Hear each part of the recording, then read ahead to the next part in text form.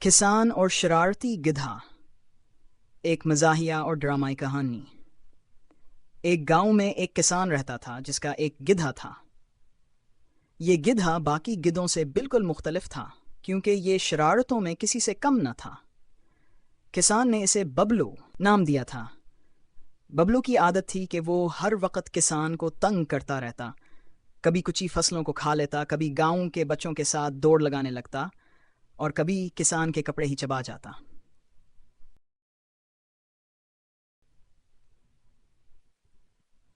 एक दिन किसान ने सोचा कि बबलू को सुधारने का वक्त आ गया है। ये गिधा मेरी नाक कटवा देगा, किसान ने सोचा। इस दिन किसान ने बबलू को अपने साथ खेत ले जाने का फैसला किया ताकि इसे मेहनत करना सिखाए। किसान ने बबलू के ऊपर एक बोरी रख दी और कहा, देखो बबलू, आज से तुम मेरे साथ काम करोगे वरना भूखे रहोगे। बबलू ने खामोशी से किसान की बात सुन ली। किसान खुश हुआ कि शायद बबलू सुधर गया है। रास्ते में बबलू ने अचानक रखकर जोर जोर से रेंकना शुरू कर दिया। किसान ने पीछे मुड़कर देखा तो बबलू ने अपना सर हिलाया और बोरी जमीन पर गिरा दी। किसान ने गुस्से में आकर कहा, यह क्या हरकत है? बबलू ने किसान की तरफ देखा और टांगें झाड़ते हुए चल पड़ा। किसान ने इसे दोबारा पकड़कर बोरियां उठाया और बांध दी। लेकिन जैसे ही किसान की नज़र दूसरी तरफ हुई, बबलू ने एक बार फिर बोरी नीचे फेंक दिया और झाड़ियों में छुपने की कोशिश करने लगा। जब किसान और बबलू खेत पहुंचे तो किसान ने इसे एक कोने में बांध दिया ताकि हम मजीद शरारत न कर सके।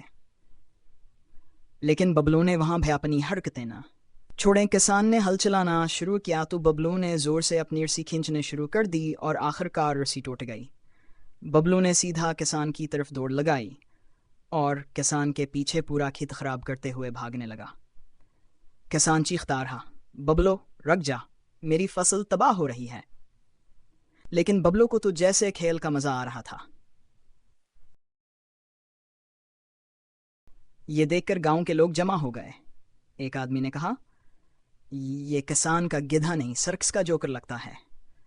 दूसरा बोला, इसे फिल्म में काम करना चाहिए। किसान शर्मिंदगी से सर पकड़कर बैठ गया। आखिरकार किसान ने एक तरकीब सोची।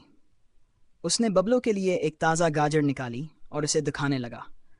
बबलू फौरन रुक गया और किसान के पास आ गया। किसान ने गाजर उसके सामने रख दी और कहा, यह गाजर तुम्हें तब मिलेगी जब तुम अच्छा बर्ताव करोगे।